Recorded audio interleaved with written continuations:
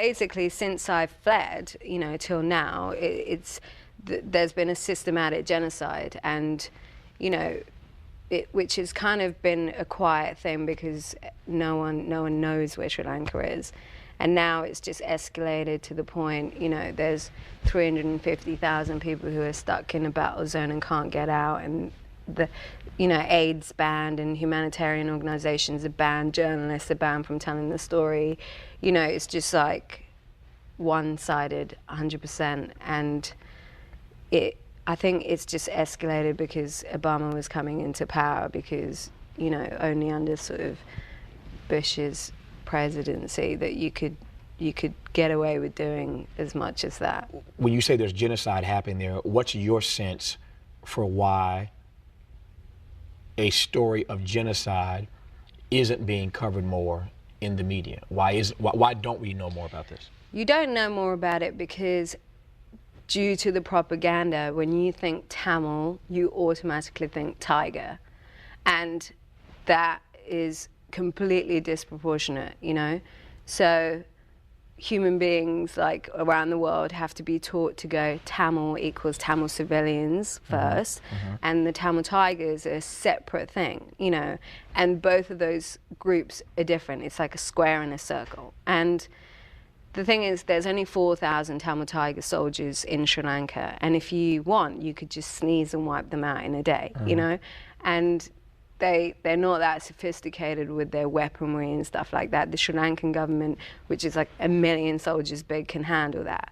But using those people, we're managing to wipe out the whole Tamil population, the civilians, and that is why you don't hear about it. Because, the propaganda in the media, because if you're a terrorist organization, you don't have the right to speak, that is passed on to the Tamil civilians. The Tamil civilians don't have the right to speak or right to live.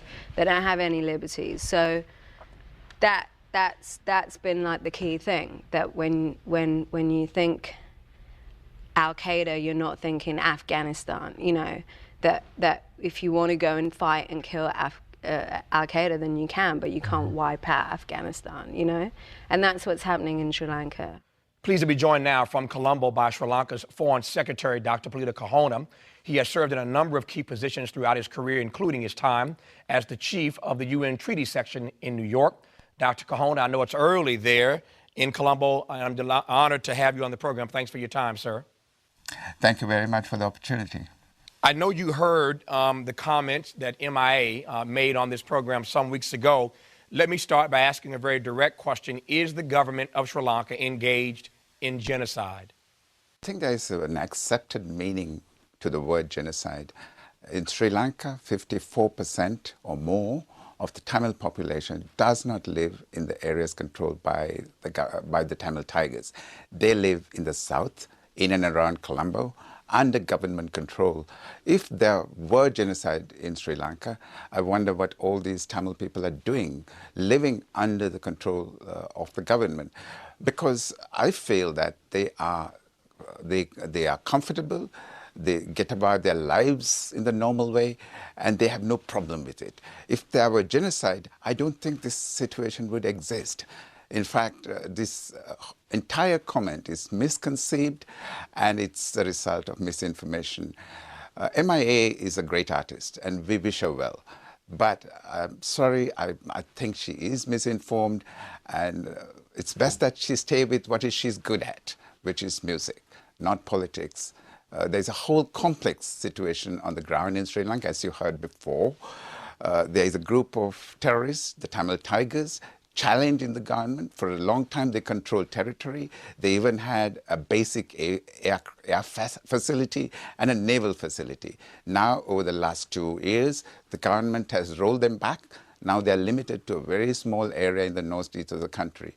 As you heard before, they're limited to an area as little as 100 square kilometers, which is roughly about 30 square miles.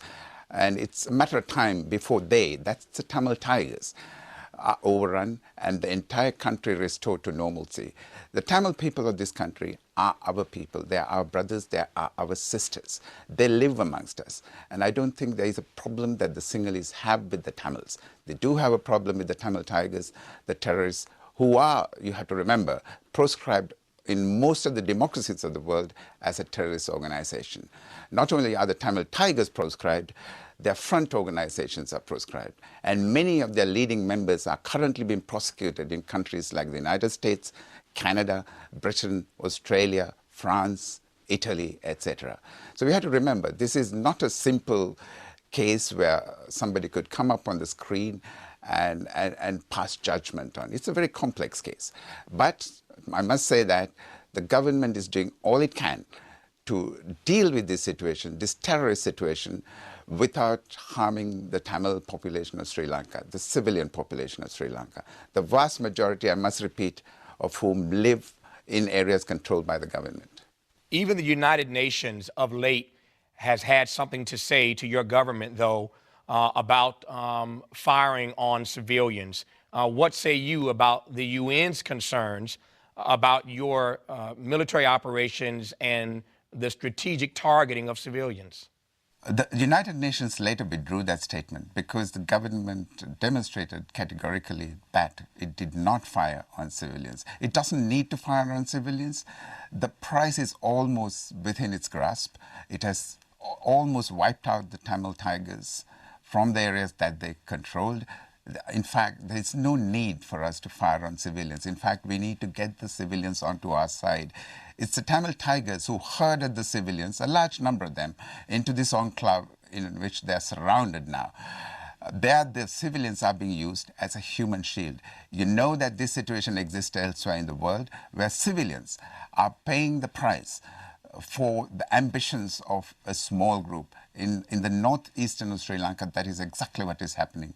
There are thousands of civilians who are held against their will in this enclave by the Tamil Tigers as a shield against the government advance. In fact, over the last few days, over 35,000 of these civilians have escaped. They have run through the Tamil Tiger lines and come over to the government side. In fact, in the process, many of them have been shot at by the Tamil Tigers. I think it's very important to remember that today the government is embarked on a process of reconciliation. It is not by scratching the old scab or regurgitating the old wound that regurgitating the old pain that we can heal our wounds. We have to heal our wounds. As a people, we have to get back together. And the government is determined to follow a policy of reconciliation and rehabilitation.